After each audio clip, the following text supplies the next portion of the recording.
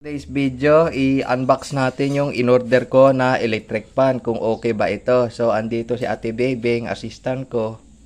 Siya ang mag-unboxing nito. Sige na ate, buksan mo na.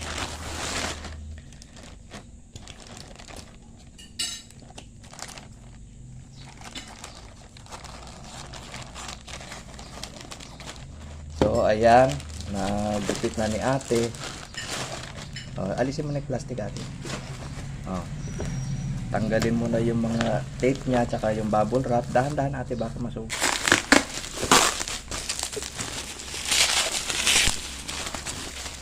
So ang daming bubble wrap yung item na to.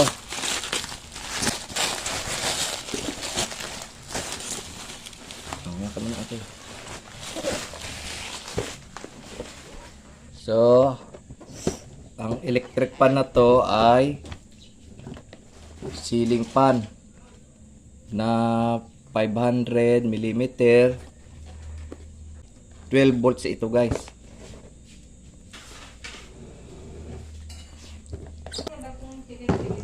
So buksan na natin siya.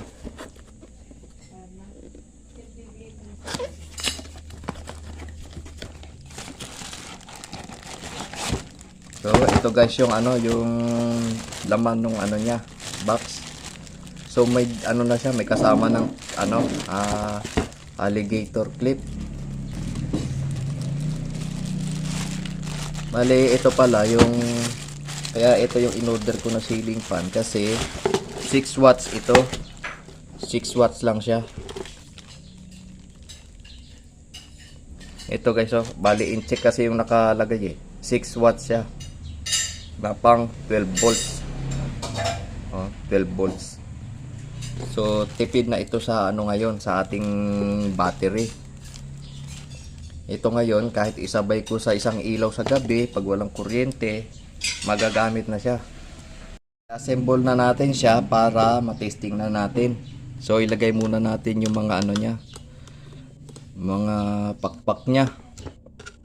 Bali ilang piraso ba ito? 3 piraso. Dali lang naman siya ilagay.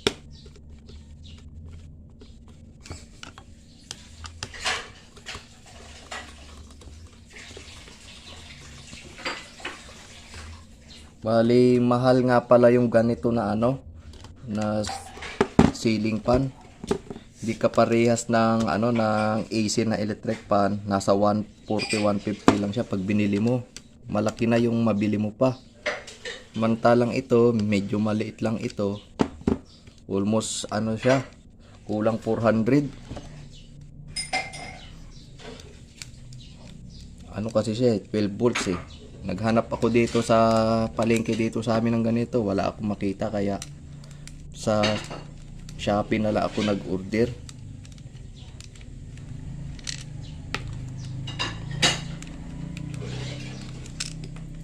So ayan na.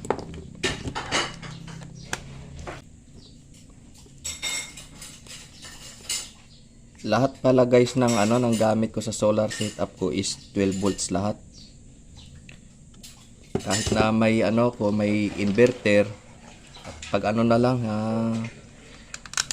case to case basis na lang yung paggamit ko ng inverter. Pero yung inassemble ko kasi yung